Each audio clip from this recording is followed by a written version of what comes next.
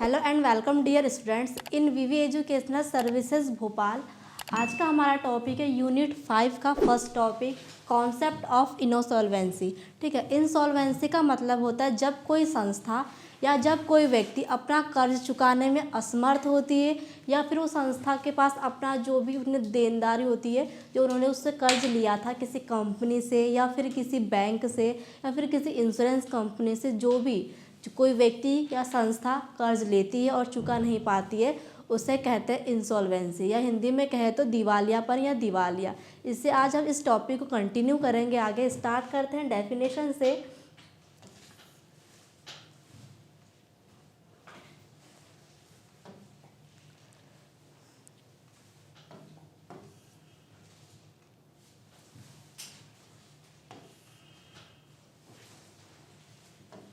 ठीक है, concept of insolvency. Insolvency का मतलब होता है दिवालियापन या फिर दिवालिया। जो क्या होता है, अगर कोई संस्था या फिर कोई व्यक्ति अपना कर्ज चुका नहीं पाता है, अपना कर्ज चुकाने में असमर्थ होता है, उसे इंसॉल्वेंसी कहते हैं। Insolvency is a financial condition in which an individual और a company is unable to meet debit obligation on time because its liabilities exceed its available asset or income। ठीक है, इंसॉल्वेंसी वह वित्तीय स्थिति है जिसमें किसी व्यक्ति या कंपनी की देनदारियां उसकी उपलब्ध संपत्ति या आय से अधिक हो जाती है।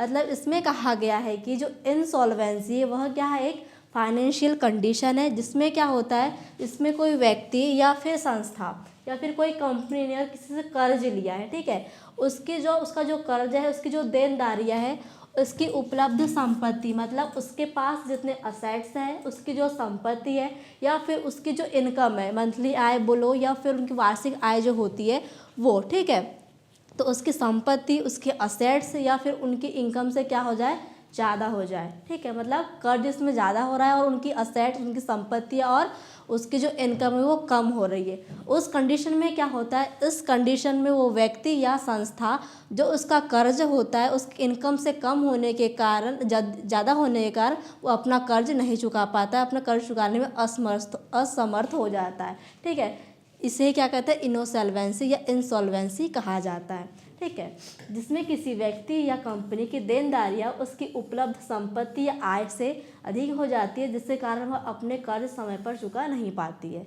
सिंपल सा मीनिंग ये है कि कोई व्यक्ति या संस्था जो क्या करती है, जिसने किसी कंपनी से या फिर किसी बैंक से या फिर किसी इंश्योरेंस कंपनी से अगर लोन लिया है या फिर कोई पॉलिसी ली है और उसका क्या हो, उसकी जो संपत्ति है, उसके जो असेट्स है या फिर उसके जो इनकम है, मंथली इनकम है या फिर वार्षिक इनकम है, वो क्या हो, कम हो और उसका जो कर्ज है वो ज़्यादा हो जाए। इस कंडीशन में क्या होता है, वो अपना जो कर्ज चुका नहीं पाता है, इसे ही इंसॉल्वेंसी कहा जाता है। Insolvency means not having enough money to pay your debits when the are due। जब देनदारियाँ ज़्यादा और पैसा कम हो जाए और समय पर कर्ज ना चुकाया जा सके, इसे इंसॉल्वेंसी कहते हैं। ये सिंपल सी डेफिनेशन है कि जब देनदारियाँ, मतलब जो कर्ज हो जाता है, ज़्यादा हो जाए और पैसा कम हो जाए और समय पर कर्ज ना चुका पाओ, यही क्या कहलाता है, इंसॉल्वेंसी कहलाता है। ठीक है, अब देखते हैं इंसॉल्वेंसी लॉ इन इंडिया। मतलब भारत में जो दिवाला होता है, मतलब जिसका जो कर्ज नहीं चुका पाता, उसको क्या कहते हैं, दिवालिया कहते हैं या दिवालियापन कहते हैं। उसके लिए जो लॉ होते हैं, ठीक है, कानून होता है, वो क्या क्या होते हैं, दो प्रकार के कानून होते हैं इसमें भारत में दिवालियापन के लिए। फर्स्ट है इसमें प्रोविंशियल सॉल्वेंसी एक्ट 1920। ठीक है, भारत में दिवालिया से जुड़े दो प्रमुख कानून हैं। फर्स्ट क्या है, प्रोविंशियल इंसॉल्वेंसी एक्ट 1920। ठीक है, इसमें क्या होता है, यह एक्ट उन सभी राज्यों में लागू है जहां प्रेसिडेंशियल टाउन नहीं आते। तो इसका सिंपल सा मीनिंग ये है कि जो भारत में दिवाला के लिए जो दो मुख्य कानून होते हैं, वो फर्स्ट है प्रोविंशियल इंसॉल्वेंसी एक्ट 1920 और सेकंड होता है प्रेसिडेंशियल टाउन एक्ट 1909। ठीक है, 1909। ठीक है, ये सेकंड उसका एक्ट है और फर्स्ट क्या है, प्रोविंशियल इंसॉल्वेंसी एक्ट 1920 और सेकंड है प्रेसिडेंसी टाउन 1909। ठीक है, 1909 जो था प्रेसिडेंसी टाउन, उसमें ओनली 3 सिटीज़ आती थी। बाकी फिर अदर सिटीज़ या अदर कोई स्टेट हो भारत में जितने, उसके लिए कौन सा एक्ट लागू होता था, प्रोविंशियल इंसॉल्वेंसी 1920। और जो 3 स्टेट थे या 3 सिटीज़ थी उनके लिए प्रेसिडेंसी टाउन 1909 एक्ट फॉलो किया जाता था। ठीक है, साधारण शहर और गाँवों में इंसॉल्वेंसी के मामलों को यह कानून हैंडल करता था। मतलब अदर कोई स्टेट में, कोई डिवीज़न में या किसी डिस्ट्रिक्ट में अगर कोई व्यक्ति या कोई संस्था दिवालिया घोषित होती है, मतलब क्या हो रहा है, वो अपना कर्ज समय पर नहीं चुका पाती है और क्या हो जाती है, या भाग जाती है। ठीक है, मतलब अंडरग्राउंड हो जाती है, अपना कर्ज नहीं चुका पाती, उसको दिवालिया घोषित कर दिया जाता है। उन दिवालिया को घोषित करने वाले या फिर उनको लागू करने वाले जो इसमें लॉज थे, फर्स्ट क्या है, प्रोविंशियल इंसॉल्वेंसी एक्ट 1920 के अंतर्गत उन्हें क्या कर दिया जाता है, दिवालियापन या दिवाला घोषित कर दिया जाता है। ठीक है, उसमें क्या क्या काम होता है, सबसे पहले जो व्यक्ति या संस्था ने अपना कर्ज नहीं चुका पाई है, जो अपना कर्ज चुकाने में असमर्थ है, उसको इंसॉल्वेंसी घोषित करता है ये एक्ट। सेकंड, जो डेबिटर है उसकी संपत्ति पर नियंत्रण ले लेता है। ठीक है, क्यों, क्योंकि उसने अपना कर्ज नहीं चुका पाया है, उसका कर्ज असमर्थ है अभी, तो क्या करता है, इस कानून के अंतर्गत उसके जो असेट्स होते हैं, उसकी जो संपत्तियां होती है, उसको इस कानून के, इस एक्ट के द्वारा उसकी संपत्ति पर खुद का नियंत्रण किया जाता है, ताकि अगर वो कर्ज नहीं चुका पा रहा है तो उसकी संपत्ति से में उसका कर्ज काटा जाएगा। ठीक है, फिर थर्ड है उसकी संपत्ति बेचकर कर्ज चुकाना। सबसे पहले क्या किया, जिसने अपना लोन या फिर अपना जो कर्ज चुका नहीं पाया था, अपना कर्ज चुकाने में असमर्थ था, उसको इंसॉल्वेंसी घोषित किया। फिर क्या हुआ, फिर उसने क्या किया, फिर उसकी जो संपत्ति थी, उसके जो असेट्स थे, उस पर अपना नियंत्रण लिया। उसके बाद उसकी जो संपत्ति उसने अपने नियंत्रण में लिया था, उसको बेचकर उसका कर्ज चुकाया। ठीक है, ये फर्स्ट क्या था, ये फर्स्ट लॉ था हमारे इंडिया में किसी भी दिवालिया को क्या करें, दिवालिया घोषित करने के लिए, या भारत में मतलब दिवालिया से जुड़े जो भी कानून होते हैं इसके फर्स्ट लॉ में आते हैं। फिर सेकंड देखते हैं, सेकंड है प्रेसिडेंसी टाउन इंसॉल्वेंसी एक्ट 1909। जो मैंने आपको बताया था कि सेकंड क्या होता है, प्रेसिडेंसी टाउन इंसॉल्वेंसी 1909। इसके अंतर्गत भारत के 3 पुराने प्रेसिडेंसी सिटीज़ पर लागू होता है, मुंबई, चेन्नई और कोलकाता। ठीक है, मुंबई, चेन्नई, कोलकाता को छोड़ के अदर कोई सिटीज़, अदर कोई राज्य, अदर कोई डिवीज़न है, उसमें कौन सा एक्ट लागू होता है, जो हमने फर्स्ट पढ़े थे। ठीक है, प्रोविंशियल एक्ट। और इसमें बाकी ये 3 सिटीज़ है, मुंबई, चेन्नई, कोलकाता, इसमें अगर कोई दिवालिया घोषित होता है या इसमें कोई व्यक्ति या संस्था अपना कर्ज चुकाने में असमर्थ होता है, तो उस पर कौन सा, इस पर सेकेंड वाला जो लॉ है प्रेसिडेंसी टाउन, वो एक्ट लागू होता है। ठीक है, इन बड़े शहरों में इंसॉल्वेंसी केस इसी कानून के आधार से चलते हैं। मतलब भारत में इंसॉल्वेंसी के लिए या फिर दिवालिया से जुड़े सिर्फ 2 कानून हैं। ठीक है, एक था 1920 में कौन सा, प्रोविंशियल, और सेकंड है 1909 प्रेसिडेंसी टाउन। तो प्रेसिडेंसी टाउन में ओनली 3 सिटीज़ आती, मुंबई, चेन्नई, कोलकाता। इसमें जो भी संस्था या व्यक्ति दिवालिया घोषित होता है उस पर कानून कार्रवाई कौन करता है, ये इस एक्ट के अंतर्गत होता है। और फर्स्ट क्या था, प्रोविंशियल इंसॉल्वेंसी। इसमें अदर कोई, जैसे कि कोलकाता, मुंबई, चेन्नई को छोड़ के अदर कोई संस्था या व्यक्ति किसी स्टेट का क्या होता है, दिवालिया घोषित होता है, उसमें वो एक्ट लागू होता है, प्रोविंशियल एक्ट 1920। ठीक है, तो भारत में इंसॉल्वेंसी से जुड़ी ये 2 प्रमुख कानून थे। अब देखेंगे हम एक्ट ऑफ इंसॉल्वेंसी, या सिंपल सा बोल रहे दिवालिया के मतलब जो कार्य होते हैं, आप ये उसकी मीनिंग पर देखिए, आपको समझ में आएगा। एक्ट सॉल्विंग और डेबिटर कैन नॉट और डज नॉट वांट टू पे डेबिट्स। ये काम बताते हैं कि देनदार कर्ज नहीं चुका सकता या चुका नहीं चाहता। इसमें एक्ट ऑफ सॉल्वेंसी का मतलब है उसके कार्य। इंसॉल्वेंसी मतलब जो देनदार है या फिर जो दिवालिया घोषित हो रहा है या जो दिवालिया है उसके कार्य है। उसमें इस कार्य में बताया जाएगा कि जो व्यक्ति या संस्था अपना कर्ज नहीं चुका पा रही है वो सच में नहीं चुका पा रही है या फिर चुकाना नहीं चाहती है। ठीक है, अब इससे जुड़े हम कार्य देखेंगे, जो कार्य दिए हुए हैं वो देखेंगे। इसमें एक्ट ऑफ इंसॉल्वेंसी का सिंपल सा मतलब है जो दिवालिया है उसके कार्य, और उसके सिंपल सा मीनिंग ये है कि वो अपना कर्ज चुकाना नहीं चाहता है या फिर कर्ज चुका ही नहीं पा रहा है। ठीक है, इसमें उसकी फर्स्ट कंडीशन है transfer all property to someone else. ठीक है, फर्स्ट कंडीशन क्या हो सकती है कि सारी संपत्ति किसी और को दे देना। ठीक है। इस कंडीशन में क्या हो सकता है, इस कंडीशन में अगर उसने सारी प्रॉपर्टी दूसरे के नाम कर दी या दूसरे को दे दिए तो अपना कर्ज नहीं चुका पाएगा और दिवालिया घोषित हो जाएगा।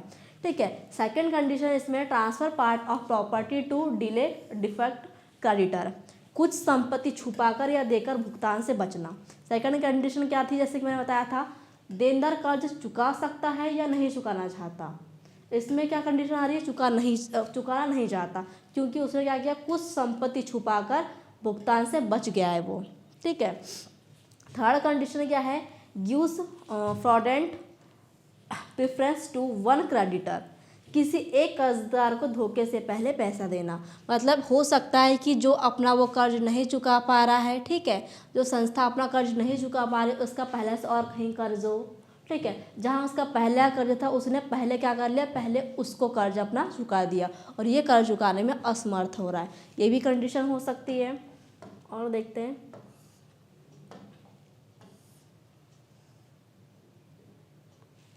ठीक है।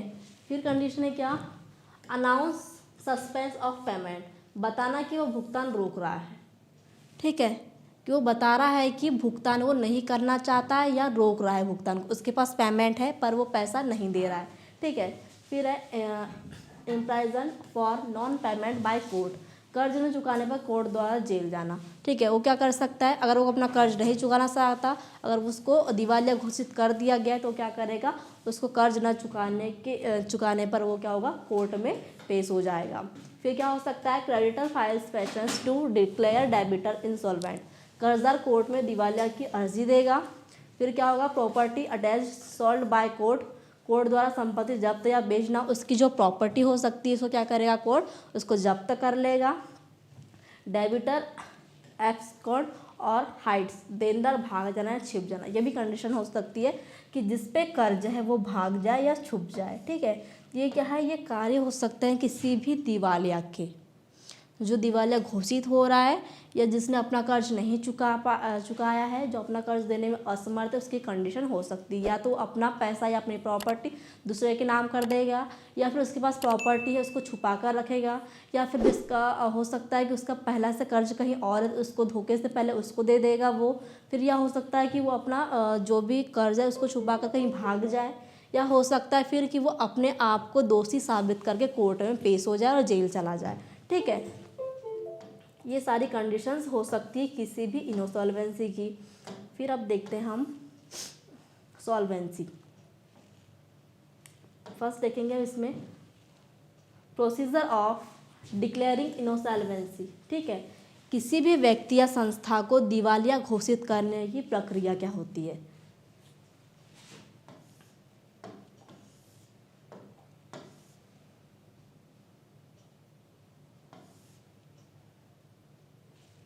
ठीक है, कोई भी व्यक्ति या संस्था है जो दिवालिया घोषित हो गई है, जो अपना कर्ज चुकाने में असमर्थ है, तो उसको उस व्यक्ति को दिवालिया घोषित करने की एक कोर्ट से या कानूनी तौर पे कौन सी प्रक्रिया होनी चाहिए या कौन सी प्रक्रिया होती है, उसे हम देखेंगे। फर्स्ट इसमें है फिलिंग पैसेंस, डेबिटर और क्रेडिटर फाइल्स रिटर्न पैसेंस। ठीक है, सबसे पहले क्या किया जाएगा, जो देनदार है या कर्जदार है उसको लिखित याचिका देता है, मतलब उसके पास एक लेटर जाता है, ठीक है, या हो सकता है उसका SMS ईमेल भी जा सकता है। सबसे क्या पहले क्या होगा, उसके कर्ज को लेकर सबसे पहले उसके पास एक लिखित याचिका जाएगी, एक लेटर जाएगा उसके कर्ज को लेकर। इसकी फर्स्ट स्टेप होती है किसी भी व्यक्ति या किसी भी संस्था को इनसॉल्वेंस मतलब दिवालिया घोषित करने की। सेकंड कंडीशन क्या है, उसकी सेकंड स्टेप होगी डेबिटर अनेबल टू पे और credit prove act of insolvency, देनदार कर्ज नहीं चुका पा रहा है या क्रेडिटर इंसॉल्वेंसी कृत्य साबित करे। फिर सेकंड कंडीशन में ये होती है, जब उसके पास वो याचिका वो लेटर पहुंचता है वो इनसॉल्वेंसी का, उसमें देखा जाता है कि जो देनदार है, जो कर्ज जिस पे कर्ज है, वो कर्ज चुकाएगा या नहीं चुका पाएगा। ठीक है, ये कंडीशंस देखी जाती है। अगर वो कर्ज नहीं चुका पा रहा है तो उसे इनसॉल्वेंसी कृत्य साबित करे, मतलब उसको दिवालिया फिर घोषित किया जाता है।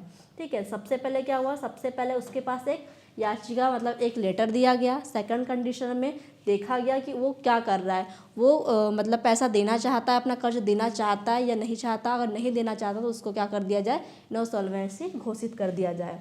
ठीक है, third condition court check evidence and hear both sides, अदालत सबूत देकर दोनों की बात सुनती है, ठीक है। कोर्ट क्या करेगी, उसकी उस पर जो मतलब जो कोर्ट का कानून होता है उसकी बात, और जो कर्जदार है जिसके पे कर्ज है उन दोनों की बात सुनी जाती है। उसमें वो बोलता है कि वो कर्ज चुका पाएगा या कर्ज नहीं चुका पाएगा, ठीक है। अपनी संपत्ति को लेकर कि अगर उसकी संपत्ति है तो उसको क्या गिरवी रख के या फिर उसको कोर्ट अपने कब्जे में लेकर उसकी संपत्ति को बेचकर भी कर्ज चुका सकती है। ये सारी कंडीशन में कोर्ट क्या करती है, दोनों की बातें सुनती है। इसके बाद क्या होता है, order. Court declare debtor insolvent and manage assets. उससे कोर्ट उसे दिवालिया घोषित कर संपत्ति से कर्ज चुकाती है, ठीक है। उसने देख लिया कि वो कर्ज नहीं चुका पाएगा, कोर्ट क्या करती है, उसकी संपत्ति को अपने कब्जे में ले लेती है और उसको दिवालिया घोषित कर देती है। और उसकी जो संपत्ति उसने क्या किया है, अपने जब्त में लिया है, उसको बेचकर, ठीक है, या गिरवी रख के फिर उसको जिसको दिवालिया घोषित किया गया उसका कर्ज चुकाती है, ठीक है। तो किसी भी भारत में किसी भी व्यक्ति को इनसॉल्वेंसी मतलब इनसॉल्वेंट घोषित करने की प्रक्रिया होती है। सबसे पहले तो उसके पास एक लेटर दिया जाता है, उसके बाद क्या किया जाए, उससे पूछा जाता है कि वो कर चुका पाएगा या नहीं कर चुका पाएगा, ठीक है। नहीं चुका पाएगा तो उसे कोर्ट में पेश किया जाए, कोर्ट में उसकी बात सुनी जाए और कोर्ट में जो भी सुनवाई हो रही है, जो भी बातें हो रही है उसको ध्यान में रखते हुए फिर कंडीशन या फिर उस सिचुएशन को देखते हुए कोई भी कदम उठाया जाता है कि अगर वो को पैसा रिटर्न कर रहा है, कि अपना कर्ज लौटा रहा है तो उसे छोड़ दिया जाए, या नहीं चुका पा रहा तो उसे क्या किया जाए, उसे कोर्ट में रखकर उसकी संपत्ति को जब्ती किया जाए, उसकी संपत्ति को बेचकर या उसकी संपत्ति को क्या करके गिरवी रख के उसका फिर कर्ज चुकाया जाता है और उसको इनसॉल्वेंट घोषित किया जाता है। ये कंडीशन होती है किसी भी व्यक्ति को या किसी भी संस्था को इनसॉल्वेंट घोषित करने के लिए या दिवालिया घोषित करने के लिए। अब इनसॉल्वेंसी टॉपिक में आपका और एक टॉपिक दिया सॉल्वेंसी, ठीक है।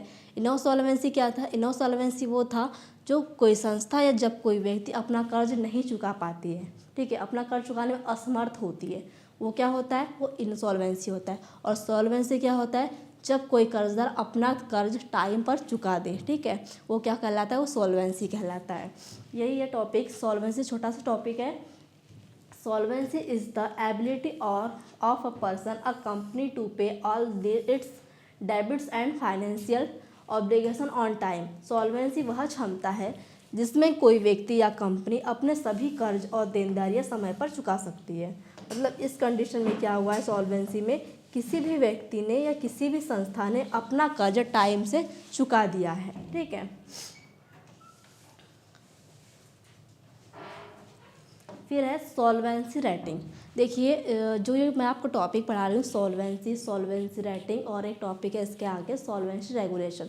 ये 3 टॉपिक आपके बुक में नहीं दिए हुए हैं बट आपके सिलेबस में दिए हुए हैं, ठीक है।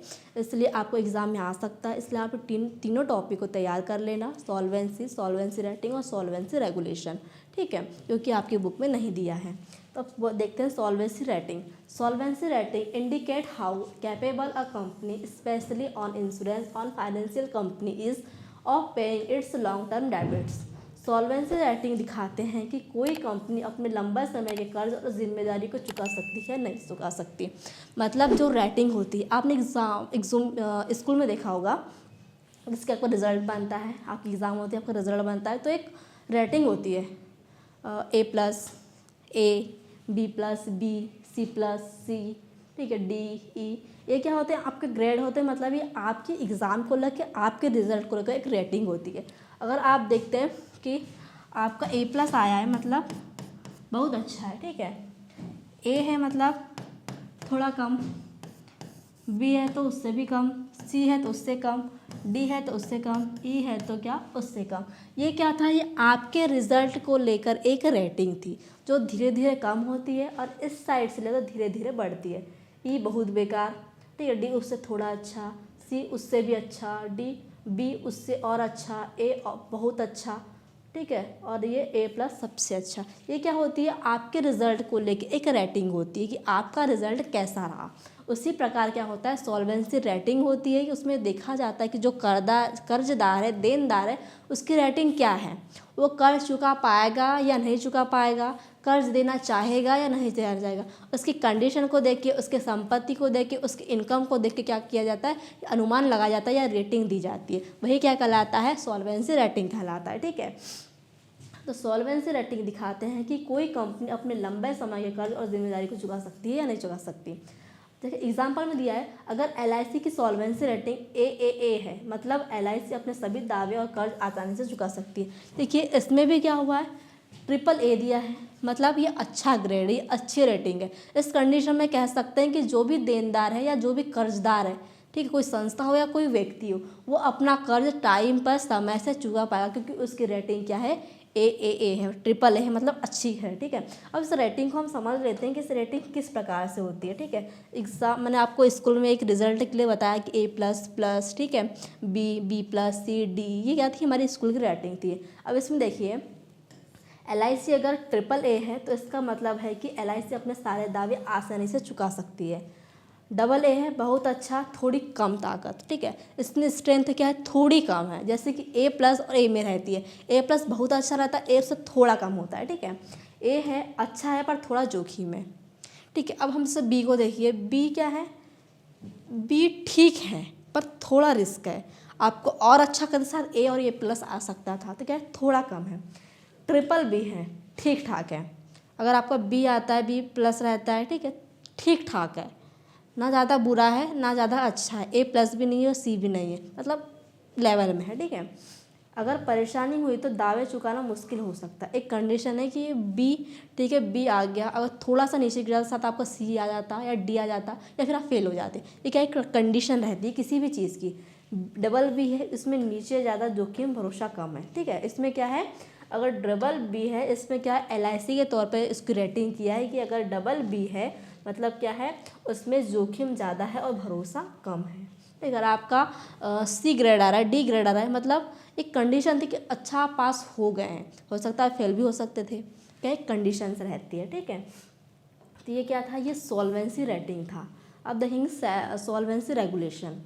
तो रेगुलेशन तो पता है आपको, जो नियम होते हैं, कानून होते हैं, मैंने आपको रेगुलेटरी फ्रेमवर्क में पढ़ाया था, रेगुलेशन एक्ट, ठीक है, लॉ, रूल्स। ठीक है, ये क्या होता है, किसी भी सिचुएशन को या फिर किसी भी संस्था को चलाने के लिए जो रूल्स होते हैं, रेगुलेशन होते हैं, वही कहलाते हैं। अब इसमें हम देखते हैं सॉल्वेंसी रेगुलेशन क्या होता है। Solvency regulation are rules or guidelines that ensure companies, especially insurance companies, have enough money to pay their long-term debts and claims. Solvency regulation वे नियम और दिशा निर्देश है जो यह सुनिश्चित करते हैं कि कंपनी के पास अपने लंबे समय के कर्ज और दावे चुकाने के लिए पर्याप्त पैसा हो। ठीक है, मतलब ये रेगुलेशन है, ये नियम है या दिशा निर्देश है जो यह सुनिश्चित करते हैं कि कंपनी के पास अपने लंबे समय के कर्ज या दावे चुकाने के लिए पर्याप्त पैसा हो। मतलब ये जो रेगुलेशन होते हैं, जो नियम होते हैं, जो रूल्स होते हैं, वो बताते हैं कि उस व्यक्ति के पास या उस संस्था के पास अपने कर्ज चुकाने के लिए, अपने दावे चुकाने के लिए पर्याप्त पैसा है या नहीं, या पर्याप्त पैसा होना चाहिए। ये क्या बताते हैं, ये रेगुलेशन उसके दिशा निर्देश बताते हैं। एग्जाम्पल देखिए, अगर IRDAI, ठीक है, IRDAI का फुल फॉर्म होता है insurance regulation development authorities in India. ठीक है, insurance regulation and development authority and India. ठीक है, कहती है कि देखिए LIC जो होती है, ठीक है, इंश्योरेंस सेक्टर में होता है, जो नियम रेगुलेशन होते हैं अधिकतर किस पे चलते हैं, IRDAI पे चलते हैं। मैंने आपको जब इंश्योरेंस पढ़ाया था, रेगुलेशन उसके, तब भी बताया था कि IRDAI के जो रूल्स होते हैं, रेगुलेशन होते हैं, उसके हिसाब से ही क्या होता है, ये संस्था चलती है। इंश्योरेंस सेक्टर हो या बैंकिंग सेक्टर हो, उसमें IRDAI का बहुत बड़ा महत्वपूर्ण योगदान है। ठीक है, इसमें IRDAI कहती है कि LIC को अपनी पॉलिसी के लिए 1000 करोड़ रुपए रिजर्व में रखने होंगे। तो यह सॉल्वेंसी रेगुलेशन है, इसका मतलब है LIC के पास अपने दावे चुकाने के लिए पैसे सुरक्षित है। इसमें क्या हुआ, इसने IRDAI ने क्या हुआ, निर्देश दिया कि LIC को अपनी पॉलिसीज़ के लिए, देखो वहाँ कई लोग होते हैं जो पॉलिसीज लेते हैं, किसी की पॉलिसी 1 करोड़ की हो सकती है, किसी की 50 लाख की हो सकती है, किसी की 10 लाख की। जितनी पॉलिसीज आती है उस पॉलिसी में से 1000 करोड़ रुपए किस में होना चाहिए, रिजर्व में होने चाहिए। अगर रिजर्व में होंगे तो किसी कंडीशन में अगर कर्ज नहीं चुका पाते हैं तो क्या होगा, उनको इस रेगुलेशन के अकॉर्डिंग एक हेल्प मिलेगी, मतलब LIC के पास पैसा या अपना दावे चुकाने के ऑप्शंस होंगे।